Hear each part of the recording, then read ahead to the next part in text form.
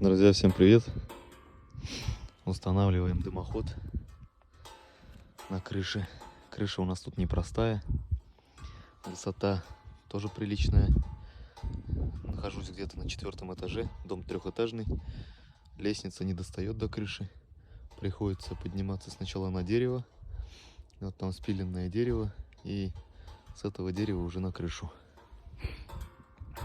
Здесь вот держусь вот на такой страховке.